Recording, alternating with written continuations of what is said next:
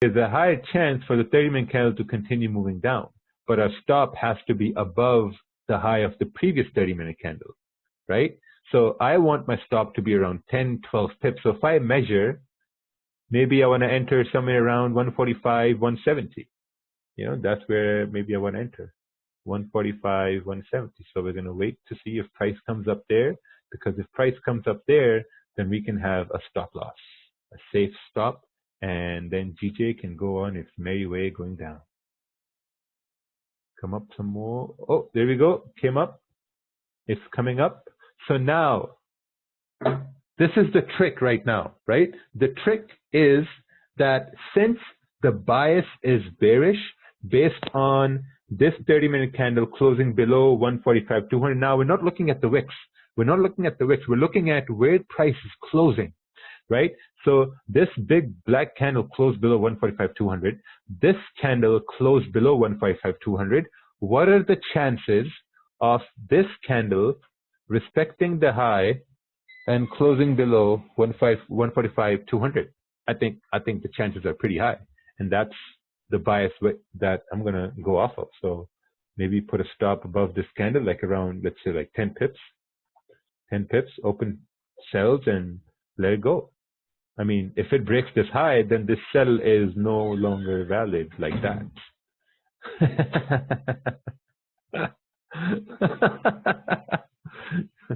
See, that sell is no longer valid. So yeah, I mean, what can you do, man? This is GJ. after all that explanation, boom. Yeah, so I mean, this is a losing day here. Yeah, I'm going to classify this as a losing day. So trading time has ended. So we're going to move to the next trading day. So we had 2 wins, 1 losses, right? See this? Now trading day has ended. I mean, look, trading day has ended now. So we're going to move to the next one. And oh, it's actually falling before Asian session. Interesting. Oh, it fell in Asian session. Nice. All right. Let's go to the next day.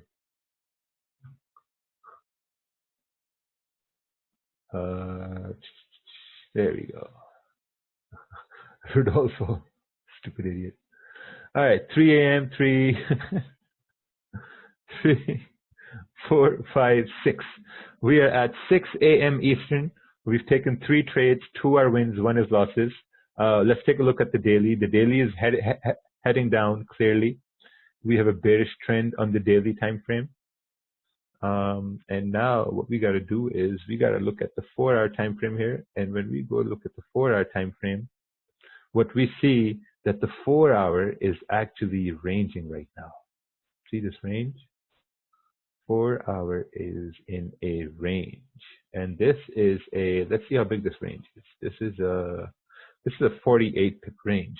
So in this range, this is going to be pretty hard to trade because I mean, we don't basically know what's going to happen, or like when is it really going to break out of this range. So what we got to do is we got to wait and we got to see what the 1-hour is doing. So now looking at the 1-hour time frame, we have a support forming right over here.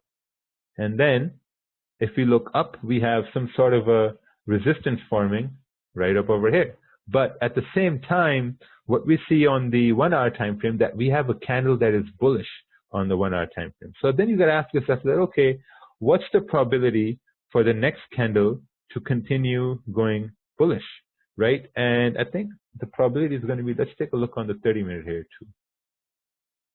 See what's going on here in the 30-minute time frame. And we're going to have some more information. Ooh, 30-minute candle is also bullish, but at the same time, it's at this mini resistance right over here. So let's go back to the 4-hour time frame. Yeah, 4-hour is, we're just very unsure what the 4-hour candles are trying to do. So what we're going to do is we're going to wait to see if we get any confirmations, because if this falls further down, looking at the daily, man, we could have a very, very nice trade. So we have to wait. We have to wait. For sells, I think we'll have to wait here as well. All right, so looks like we're waiting. Perfect. All right, so if we zoom into the candles here, Let's draw our zone. Our zone is going to be somewhere over here. And then